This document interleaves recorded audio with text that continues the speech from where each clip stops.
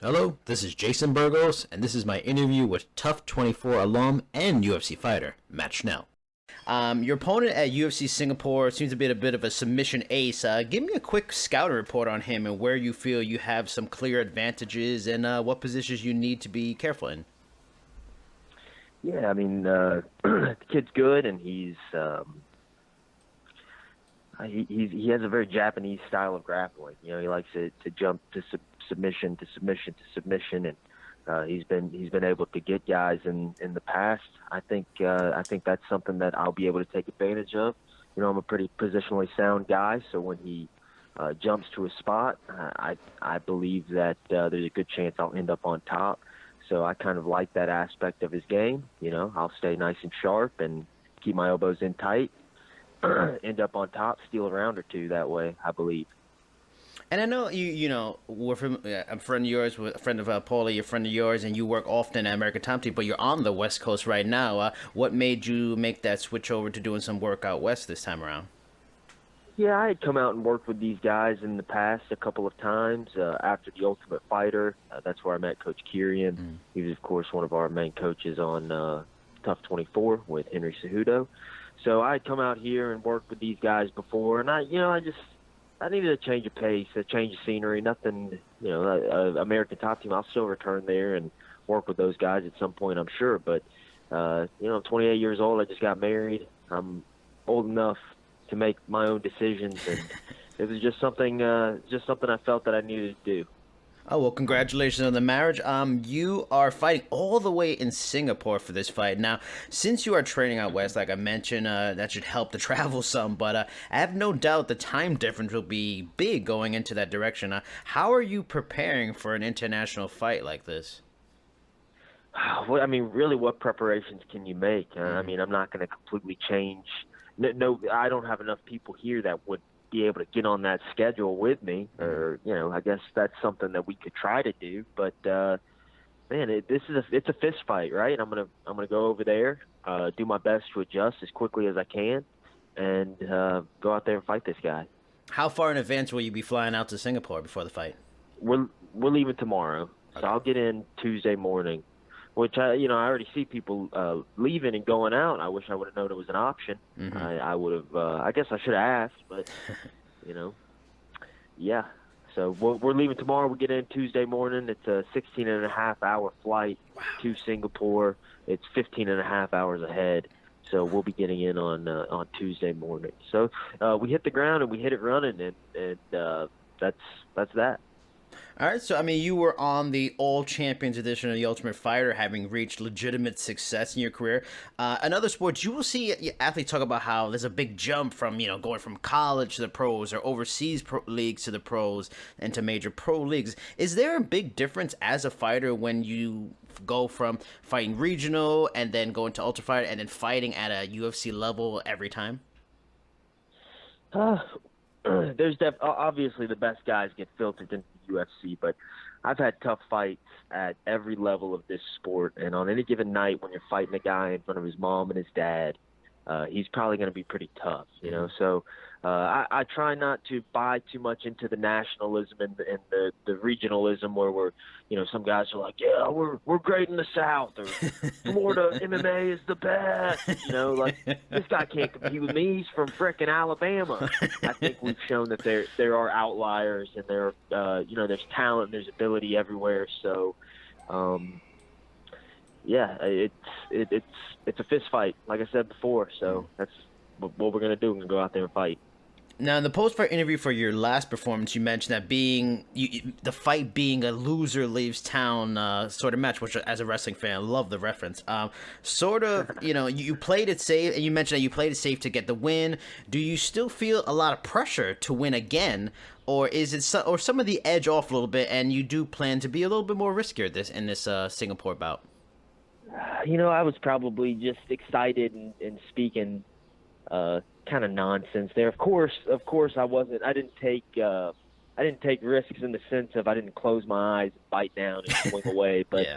I'm changing. I'm maturing. I'm becoming a better fighter, and every fight doesn't have to be gritty. Every fight doesn't have to be a will of a battle of will. So I think that we're going to have to see how this one shakes out. I mean, I've definitely been approaching things with a more tactical mindset in the gym, and it could transition, but then again, we could get out there and I could bite down and go to town. So it's hard to say. Every fight is a story yet to be told, right? And I just need to go out there and get it started. I can't tell you exactly how it's going to happen. I can tell you this: I'm gonna go out there and give my absolute best effort as always. Now, you lost your first two bouts inside the UFC, and then you won your last bout. What do you feel, changed from the losses to the wins? Was it a difference in training, or was it just as simple as the sport is a game of inches, and it's just how it played out? The sport's a game of inches, and it's just how it played out. And there's a lot of variables. You can talk about mindset. You can talk about where you are mentally. You can talk about where you are physically. This went wrong, or this went wrong. This went right. This didn't happen. But the fact of the matter is, I went out there, I did my best, and I came up short on those nights. And I'm not the type of guy that's gonna just, throw away everything after he gets, takes an L. Mm-hmm. I believe that what I do well got me to the show, and I just need to continue to try to put myself in the place to do those things well, not try to overreach, not try to make things happen. Just fight, be me. I'm the reason I'm here, and I don't have to make anything extraordinary happen out there. I just have to fight solid fights, 15 minutes of concentration, 15 minutes of focus, and I believe I can beat anybody in the world. Well, speaking to anybody, you were eliminated for the Ultimate Fighter by Tim Elliott. Is that a fight you would like to run back, and have you ever mentioned it to the UFC matchmakers? I tried to fight him when he had an opponent back out on him on a couple weeks' notice, but they had already signed a guy. Mm. Of course, you always want to get the ones back. Tim's a cool guy. I respect him. I have a whole lot of, we've talked even recently. I've seen him and been on the mats with him, so nothing but respect. But yeah, I mean, I always want to get him back. I'm a competitor. That's what I do it for. I don't like to look at, when you look at my record, I don't like that it shows that I've been conquered by this many people. So anytime I can go and get it back, I'm going to try and do it. Now, on the flip side of that, in a December interview, Alex Perez mentioned you as a guy he would like to fight, feeling it was a good matchup. What do you think of that, and what are your thoughts on being picked by other fighters to want to be their next opponents? Yeah, I think, I'm in the UFC. I'm out here. I'm fighting. It's part of the game. People are going to watch you fight. They're gonna see you. They're gonna think they match up well against you. They're gonna call you out. So it's just part of the game. And somewhat flattering, if I'm being honest. These guys are throwing my name out there because they think that I'm somewhat notable, which is kind of hilarious to me. But it is what it is. I want to fight him too. I want to fight all these guys. So I take no. I don't think it's disrespectful in any sense. Like, I'm going to call people out too. I'm going to ask for the matchups I want too. So it's just how it is. And hopefully, sometime down the road, we can make that matchup happen. Now, I mean, you're a fighter, young guy, still making your way in the sport. You've had success. You're just getting into the UFC. I mean, what are your feelings on it? It seems like a rampant thing in the sport now, and you even hear, UFC brass push it that fighters have to sell themselves, and they got to go on social media, and they got to talk the trash, and they got to, kind of be.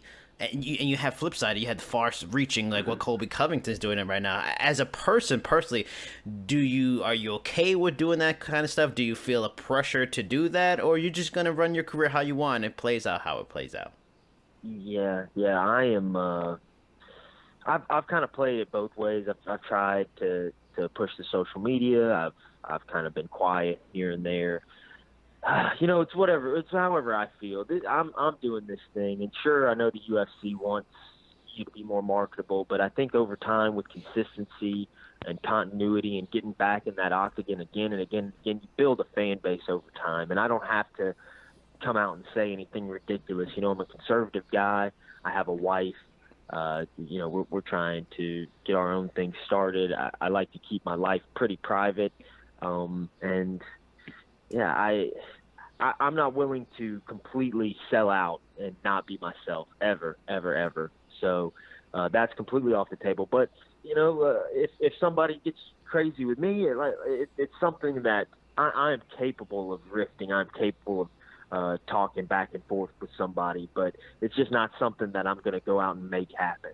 Mm-hmm. I feel like it needs to be more organic. And if somebody has a problem, or if I'm fighting somebody and we're on stage and they say something about me and I retaliate, I think that's where I'll be pretty strong. I'd like to think I'm a pretty witty guy. Mm-hmm. But as far as like me going out and looking for it, that's not going to happen. No. Now you are in a division with arguably the greatest fighter in MMA history who hasn't lost since 2011. What do you feel makes Demetrious Johnson so special, and what sort of fighter or skills are going to be needed to beat him, and are you the guy to do it? Oh, that's a loaded question. Answer whatever way you're comfortable with.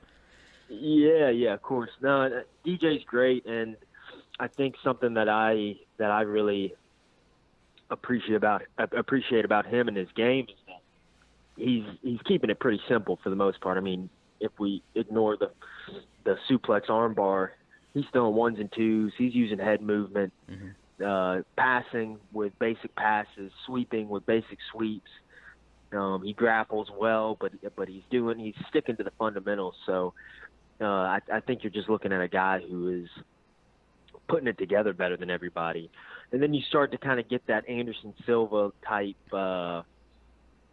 lore about you, and people start to play into it, and I think he starts to beat guys before they even get out there. Mm-hmm. And then they get there and he feels fast and he's quick and he's bouncing and he just gets stronger and stronger. So I understand how he adds up on people quick and gets into their head. Being the slower person in a fight is something you gotta that's a tough thing to adjust to, especially if you're used to always being fast. Mm-hmm. So I think there's a lot of variables to DJ's game that makes him the best. But we're human beings. Demetrious Johnson's a human being. He's got a button just like me. He can be turned off just like anybody else. And I think he's going to have to run into a puncher, which I am. Mm-hmm. So if we're talking about how I stack up against him, of course it's far in the future, but I'm a puncher. So at any point in the fight, I can lay one on your chin and it can be over. So I think that's a big part in the DJ conundrum is somebody's got to be able to punch his lights out, because he's a 25-minute road dog. He'll go 25 minutes, and his strongest minute is his 25th minute. But yeah, I mean, we'll see what happens. I think the Cejudo fight is a good one, and you'll see Cejudo go out there and compete much better than he did the first time. He's gotten a lot better. I like that matchup. I think it's interesting. And it's always funny how it works out. And I've been an MMA fan for a long time, and I always know that these guys come along and you think they're unbeatable. And then the guy you least expect to beat them is the one who does. Mm-hmm. So I think the same thing will happen with DJ. I thought Borg might be able to get it done. He's just another guy. He's playing the numbers at this point. And when you have so many fights and they've gone a certain way, at some point, just statistically speaking, they go the other way. You see what I'm saying? Yeah. But, he's the best. I mean, well, a simple last question. I really appreciate, again, your time. Now, in fight sports, speaking back on flyweight division, lower divisions, fight sports, it always seems like the smaller guys have difficulties drawing mainstream attention, with exceptions like Manny Pacquiao, McGregor, Lomachenko starting to pick up steam now, being outliers. As a professional fighter in one of those lower weight classes, why do you feel that is? Why does the mainstream not want to get on these fighters who are, more times than not, they're probably the best fighters in the sport, like yourself? Yeah. They. I'm gonna be completely honest here, and I think that the vast majority of the population, the vast majority of people in this world, are not very smart. Right? I agree with you. I agree.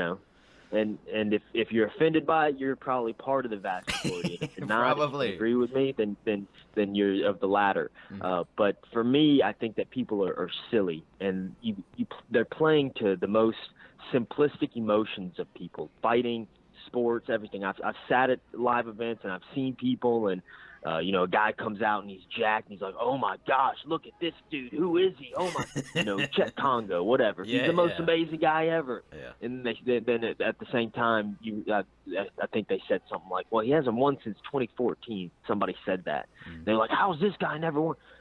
People just, they see things, they see big, they see strong, they see like physically imposing, and they think like, oh my gosh, this guy's a superhero. This guy's unbeatable. Look at how he looks. Look at how he's built. And flyweights and smaller fighters, we just don't carry that, we don't have that effect, that visual, like, wow, this guy's huge, this guy's jacked, this guy's, big and strong.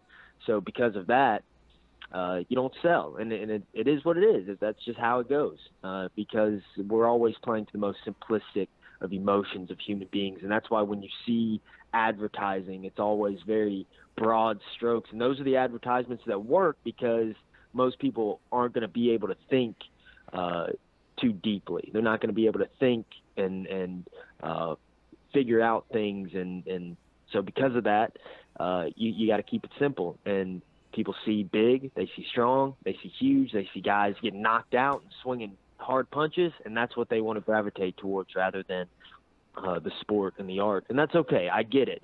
But I guess my answer is because people aren't very smart. That's why.